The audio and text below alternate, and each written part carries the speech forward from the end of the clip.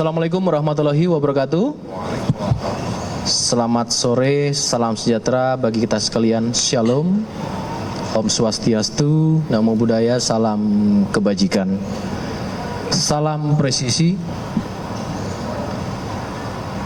Rekan-rekan media yang saya hormati, terima kasih selama ini. Sejak pagi hari tadi, sekira dimulainya kurang lebih pukul 9 pagi, teman-teman sudah memberikan kabar kepada seluruh masyarakat terkait apa yang menjadi perhatian publik. Yang saya hormati teman-teman media di sini hadir bersama-sama kami dari Komisioner Kompolnas. Yang pertama yang kami hormati Bapak Khairul Anam, yang kedua juga Bapak Gufron. Selama berlangsungnya dalam proses pelanjutan dari Propam yang saat ini adalah sidang kode etik, terus teman-teman memonitor dan juga dipantau, dan kemudian bersama-sama dengan Kompolnas melihat bagaimana proses ini berjalan. Saya juga didampingi oleh Karuat Prof, Brigadir Jenderal Polisi Agus Wijayanto, dan saat ini teman-teman media, kami akan menyampaikan terkait dengan kegiatan pelaksanaan sidang KKIP atas nama terduga pelanggar AKBP DPK NRP 79031391, jabatan di sini ex Kapolres Bima Kota Polda NTB. Sidang telah dilaksanakan tepatnya pada pukul 9.00 waktu Indonesia bagian Barat sampai dengan pukul 17.00 waktu Indonesia bagian Barat pada hari Kamis tanggal 19 Februari 2026. Tempatnya adalah di ruang sidang Divpropam Polri, Gedung TNCC lantai 1 Mabes Polri. Perlu diketahui oleh rekan-rekan media, untuk sidang komisi ini terdiri dari beberapa personel. Yang pertama adalah selaku ketua komisi adalah Inspektur Jenderal Polisi Dr. Andes Merdisyam MSI. Jabatan beliau adalah Wairwasum Polri. Yang kedua, wakil ketua komisi yaitu Brigadir Jenderal Polisi Agus Wijayanto SH SIK MH, Karuat Prof Divpropam Polri. Kemudian untuk susunan keanggotaan komisi yang terdiri dari Komisaris Besar Polisi Heri Setiawan SIK MH, Kabak Binetika Rawat Prof Divpropam Polri. Yang berikutnya selaku anggota komisi adalah Komisaris Besar Polisi Agung Adi Kurniawan SH selaku Auditor Itwil 5 Itwasum Polri. Dan selaku anggota komisi lainnya adalah Komisaris Besar Polisi Rohmat Haripurnomo SIK MSI, Kabak Hirdin Rawat Pers SSDM Polri. Teman-teman, pada sesi proses sidang komisi ini tadi teman-teman banyak menanyakan berapa saksi yang dihadirkan. Perlu kami sampaikan di sini, yang pertama, jumlah saksi ada 18. 18 ini terbagi menjadi yang hadir sebanyak 3 orang, yaitu atas nama AKBP AS, kemudian Aibda DA, dan Saudari MA. Sedangkan ke-15 orang saksi lainnya melalui sistem Zoom meeting, ya, conference, video conference, yaitu terdiri dari yang pertama Kompol H, AKP M, Ibda BFN, Ibda RP, Bribka RN, Brigadir CF, Brigadir AG, Brigadir PR, Bribda TA, Bribda RR, kemudian Saudari DP, kemudian Saudari DS, Saudari NRR, Saudari RS, dan terakhir adalah Saudara R. Jadi seluruhnya berjumlah 15. Rekan-rekan media yang saya hormati,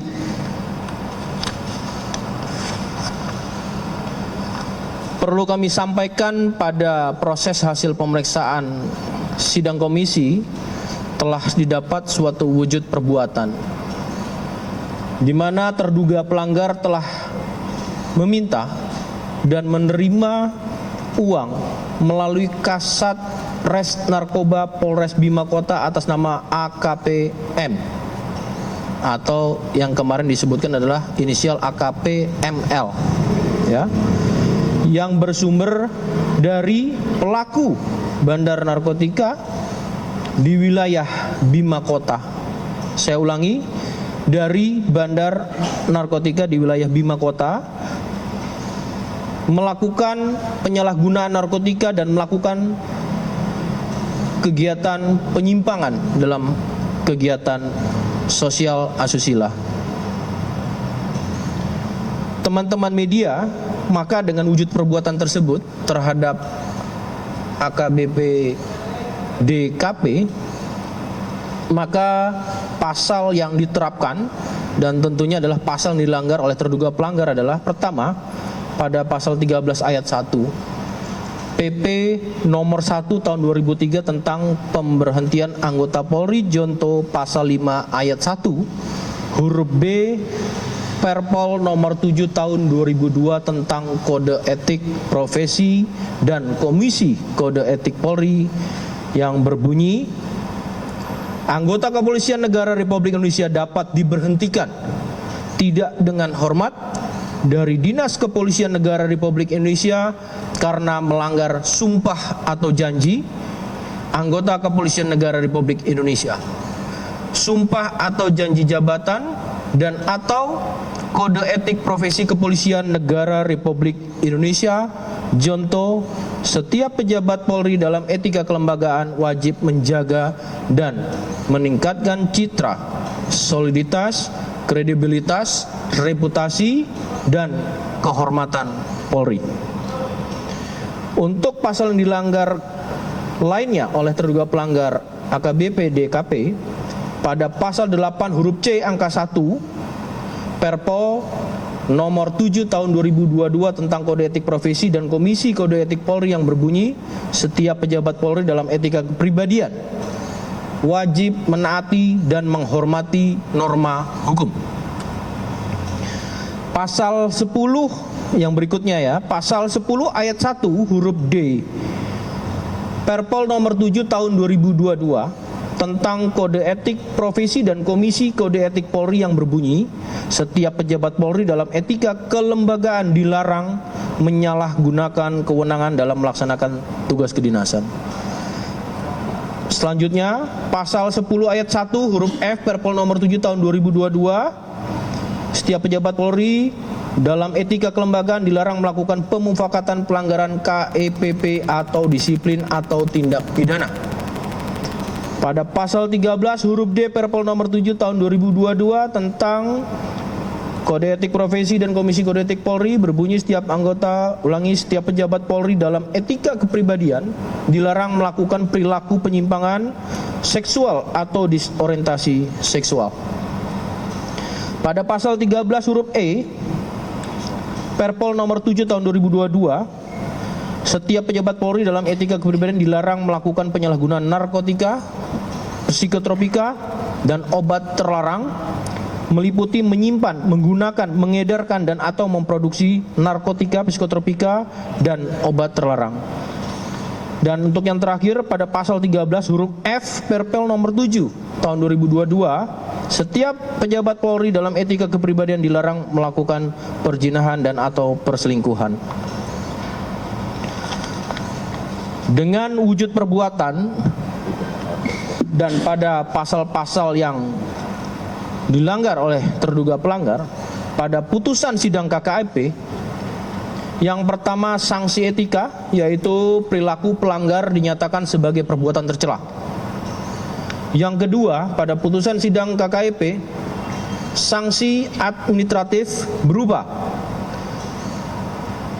penempatan dalam tempat khusus selama 7 hari terhitung mulai tanggal 13 sampai dengan 19 Februari 2026 di ruang Patsus Biro Provos Div Propam Polri dan telah dijalani pelanggar. Yang B, tadi A ya, pemberhentian tidak dengan hormat atau PTDH sebagai anggota Polri. Atas putusan tersebut, pelanggar di hadapan ketua dan anggota komisi pada putusan sidang menyatakan menerima.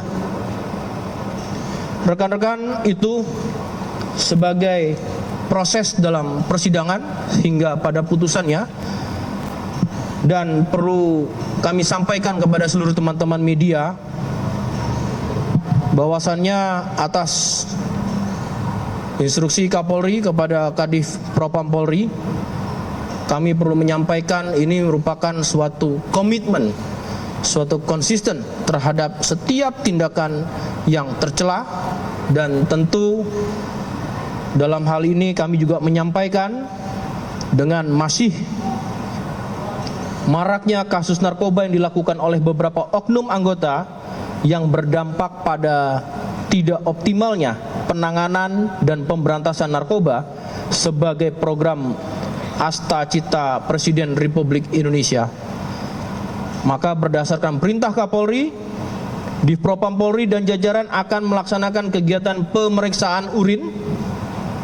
Sekali lagi, melaksanakan kegiatan pemeriksaan urin yang akan kita laksanakan di seluruh wilayah atau jajaran Kepolisian Negara Republik Indonesia secara serentak, dan akan melibatkan fungsi pengawas baik itu internal maupun eksternal, baik di tingkat Mabes maupun sampai dengan tingkat kewilayahan. Itu rekan-rekan yang bisa kami sampaikan, dan sekali lagi kami mengucapkan terima kasih atas perhatian teman-teman media bisa menginformasikan bentuk wujud komitmen dan konsisten Polri terhadap individu anggota yang melakukan perbuatan tercela, maka tentu akan diberikan tindakan secara tegas, terukur, secara fakta hukum yang berlaku. Sekali lagi saya ucapkan terima kasih kepada Pak Khairul Anam. Silakan untuk dari fungsi pengawas untuk menambahkan. Ya, selamat sore semuanya. Yang pertama-tama ini terima kasih ke rekan-rekan Propam yang sudah sekali lagi memberikan ruang bagi kami untuk mengawasi langsung proses sidang KKIP ini. Ada beberapa hal yang penting yang kepingin kami sampaikan. Yang pertama, kalau kita melihat kasus ini sendiri, ya, ini kan kasus diawali oleh internal sendiri, oleh rekan-rekan Polda di jajaran NTB sana. Ya, terus melakukan penindakan dan sebagainya sampai level Kapolres. Sampai detik ini ya putusan Majelis KKIP Propam Mabes Polri yang tadi kita dengar bersama-sama ini adalah putusannya PTDH. Ini menunjukkan bagi kami, bagi Kompolnas, ini menunjukkan komitmen yang tiada henti oleh rekan-rekan kepolisian untuk bersih-bersih, khususnya problem narkoba. Nggak ada henti-hentinya untuk melakukan bersih-bersih, apalagi tadi diumumkan untuk proses pengawasan sekaligus pencegahan dengan tes urin itu. Oleh karenanya memang mengingatkan sekali lagi bahwa problem narkoba adalah problem kita semua, ya, apalagi Pak Presiden juga menjadikan pemberantasan narkoba sebagai program utama. Sehingga proses ini jadi penting tadi. Yang kedua yang menarik adalah Di proses sidang tadi itu diurai sedemikian rupa ya ceritanya, mulai dari barang, dari sirkulasi uang, ya siapa saja orangnya dan sebagainya. Makanya saksi sampai 18 orang, konstruksi peristiwa ditarik juga sampai ke belakang. Ini menandakan juga bagi kami tadi, karena kami juga melihat cukup detail begitu, menandakan memang satu proses yang profesional yang dilakukan oleh majelis etiknya. Bahan yang ditemukan yang sudah didalami oleh rekan-rekan Propam, baik sejak di Paminal maupun ketika di Biro Waprof sampai ke majelisnya, ini menjadi bahan yang bagus, menjadi komitmen bersama kepolisian untuk ditindaklanjutin ke reskrim. Ya, saya kira dengan bahan-bahan yang sudah didapatkan oleh rekan-rekan Propam, ini harusnya mempermudah kerja-kerja reskrim. Saya kira akan ada beberapa tambahan cerita, tambahan konstruksi peristiwa ketika berangkat dari Propam sini, nanti bisa dikembangkan dengan begitu luas di Bareskrim.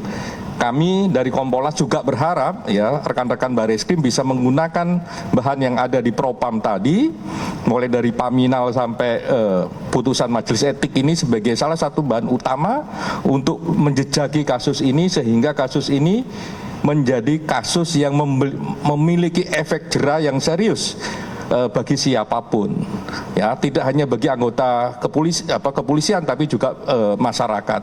Dan kami mendukung rekan-rekan Bareskrim untuk membongkar setiap pelaku dan setiap peristiwanya.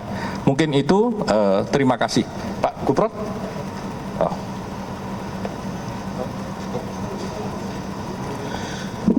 Baik rekan-rekan media, itu tadi yang disampaikan oleh Komisioner Kompolnas Bapak Muhammad Khairul Anam. Tentu ini bagian daripada komitmen disampaikan sejak awal tadi dan konsisten terhadap individu, ya ini perbuatan individu ya, yang melakukan perbuatan tercela apapun itu. Tentunya Bapak Kapolri selalu komitmen untuk melakukan tindakan tegas secara fakta hukum dan perbuatan hukum yang berlaku, baik itu secara etik dan juga tidak menutup adanya suatu tindak pidana. Silakan rekan-rekan, mungkin ada yang mau ditanyakan. Saya bagi satu sesi 3 penanya dulu awal, 1, 2, 3. Silakan dari Mas Taufik CNN. Mau bertanya, tadi kan disebutkan dalam paparan bahwa salah satu perbuatan melanggar yang dilakukan oleh atau PK ini adalah terkait dengan asusila. Apakah ini juga berkaitan dengan keberadaan koper yang berisi narkoba yang ada di rumah I2D itu atau seperti apa? Lalu yang kedua, ini kan tadi kan proses pidananya. Nah ini proses pidananya seperti apa? Apakah sekarang kan sudah selesai pansusnya, apakah langsung ditahan atau seperti apa? 2 pertanyaan langsung ya teman-teman ya. Dijawab satu-satu dulu supaya fokus pada pertanyaan. Untuk yang pertama terkait dengan hasil pemeriksaan adanya dugaan terkait dengan asusila, temuan proses pemeriksaan. Kaitannya dengan penggunaan narkoba dengan dampaknya di situ. Kaitan yang sama Itu barangnya bukan itu barang bukan.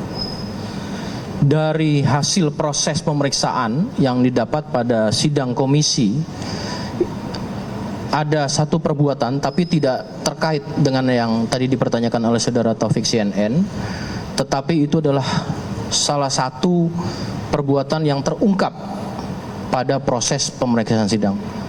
Ya, maka diterapkanlah terhadap terduga pelanggar, dipersangkakan pada pasal yang dilanggar, salah satunya adalah perbuatan itu, asusila. Tidak ada.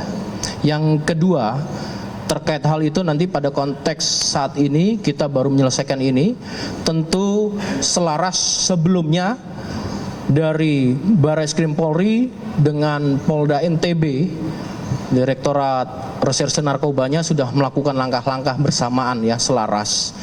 Maka tentunya benar tindakan ini akan dilanjutkan, namun secara progres pada konteks ini belum bisa kami sampaikan, tapi ini sudah berjalan selaras dengan apa yang dilakukan oleh Propam. Begitu ya Mas Habib? Ya, tentu secara kontekstualnya ini adalah kewenangan dari penyidik. Nanti penyidik tentunya pasti akan berkoordinasi dengan pemeriksa dari Propam dan dari Watprov dalam menerima salinan putusan sidang KKIP hari ini. Ya, silakan tadi yang di tengah, maaf, yang di tengah dulu, silakan. Oh ya, Pak, mungkin Maaf Mbak, nama ya, dan medianya. Naswa dari Kumparan. Iya, Mbak Naswa. Pak Karo, mungkin yang pertama Pak, dua pertanyaan sekaligus ya Pak izin. Yang pertama mungkin kalau untuk tadi maksudnya ada bandar dan segala macam. Ini kalau dari hasil pantauan sidang tadi Pak berarti ada nggak sih Pak jaringan yang terlibat gitu dalam kasus ini? Karena kan ini juga tadi bahkan ada barang ini dititipkan gitu ya di salah satu polwan seperti itu. Itu kan apa itu menunjukkan bahwa memang ada jaringan yang luas nih Pak dalam kasus ini. Itu yang pertama. Lalu yang kedua Pak mungkin terkait PLH Kapolres Bima yang sekarang ini kebetulan banyak yang mengungkit rekam jejak bahwa beliau juga pernah pernah kena kasus narkoba juga Pak. Itu mungkin kalau dari Polres sendiri nanti ini apakah nanti akan ada pemeriksaan juga selanjutnya Pak? Baik, terima kasih. Satu dulu ya, yang nanti yang baru yang ketiga. Baik, yang pertama terkait Aibda ya. Yang Aibda D itu nggak terkait narkoba. terkait jaringan ya. Yang terkait jaringan pada secara kontekstual proses penyidikan ini kan dilakukan oleh penyidik dari Bareskrim maupun dari Polda NTB. Maka tentunya ranah ini belum bisa kami sampaikan lebih rigid lagi. Dalam konteks ini kan untuk menemukan suatu faktual, alat bukti perilaku, ya kan, kesaksian untuk patut diduga ya perbuatan tercela itu menjadi wujud perbuatan sehingga diputus PTDH ya. Tapi tentu bisa diikuti ya untuk selanjutnya terkait dengan jaringan baik itu yang di Tangerang Selatan ataupun di NTB ya. Masing-masing berarti Bareskrim menangani khusus untuk alat bukti yang ada di Tangerang Selatan, dan kemudian Polda NTB juga mendapatkan asistensi dari Bareskrim melakukan tindakan terkait dengan tindak pidana yang dilakukan AKP ML atau AKP M ya, yang sudah lebih dahulu diputus PTDH pada sidang KKIP oleh Polda NTB ya, seperti itu. Yang kedua, terkait dengan hal ini sudah disampaikan oleh Polda NTB ya, bahwasannya dengan menimbang berbagai pertimbangan dan mekanisme yang tentunya sudah dilalui, maka ini sifatnya pengganti PLH pelaksana harian selagi pasca adanya dugaan pelanggaran dan kemudian pasca tindakan yang dilakukan oleh Polda NTB dan Propam dan Bareskrim. Maka nanti perkembangannya tentu akan disampaikan oleh Polda NTB. Namun Polda NTB sudah menyampaikan baik itu Kabid Humas maupun Kapolda ya.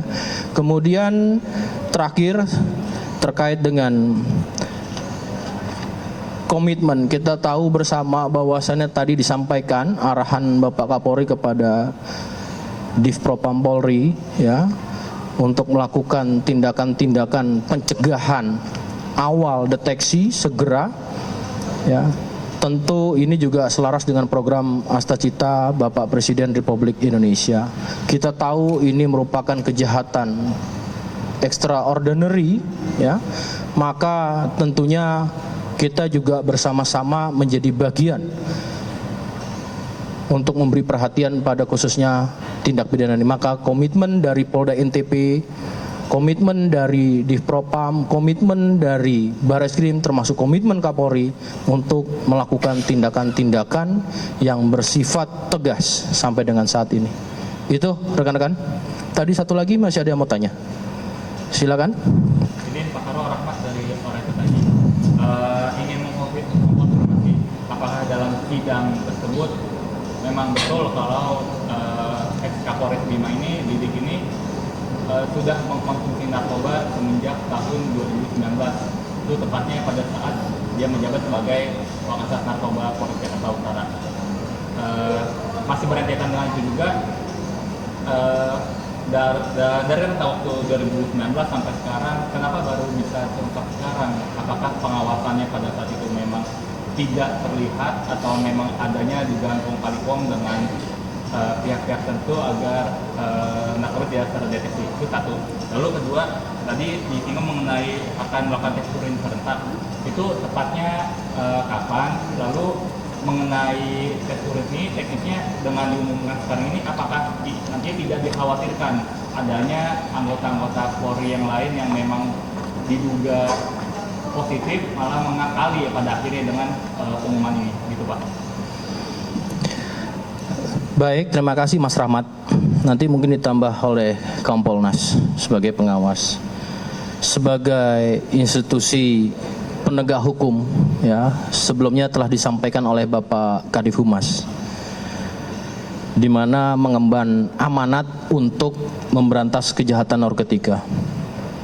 Maka Kepolisian Negara Republik Indonesia tentu sekali lagi yang ditanyakan adalah ini wujud komitmen, ya, wujud komitmen untuk tidak mentoleransi terhadap segala bentuk penyalahgunaan narkotika maupun psikotropika, baik yang dilakukan oleh anggota Polri, individu, maupun terhadap masyarakat. Tentu ini menjadi bagian secara simultan, terus-menerus, periodik dilakukan pengawasan terkait dengan kejadian ini. Tentu itu salah satu wujud nyata dilakukannya pengawasan, karena internal langsung melakukan dalam proses penindakan, baik secara kode etiknya oleh Propam maupun oleh penyidik, dalam hal ini oleh Barreskrim dan Direktorat Reserse Narkoba Polda NTB. Seperti itu, ya. Pak Khairul Anam mau menambahkan terkait pengawasan? Pengawasan? Oh ya, pelaksanaannya nanti akan disampaikan. Nanti akan kita sampaikan. Tadi kan dibilang jangan dulu disampaikan, tapi kami menyampaikan sebagai wujud komitmen sebenarnya. Ya, komitmen, konsisten. Dan itu sudah dilakukan jauh sebelum-sebelumnya. Ya, namun ini secara intens wujud komitmen untuk pengawasan, preemptif, deteksi, dan apabila ada, sekali lagi ini sudah contoh merupakan wujud komitmen untuk melakukan tindakan secara tegas. Itu Mas Rahmat, ya. Cukup? Teman-teman. Baik, terima kasih teman-teman atas perhatiannya sekali lagi. Selamat berbuka puasa, menjelang buka puasa. Sekali lagi saya mohon maaf atas kurangan dan menunggu lama. Saya tutup. Wassalamualaikum warahmatullahi wabarakatuh.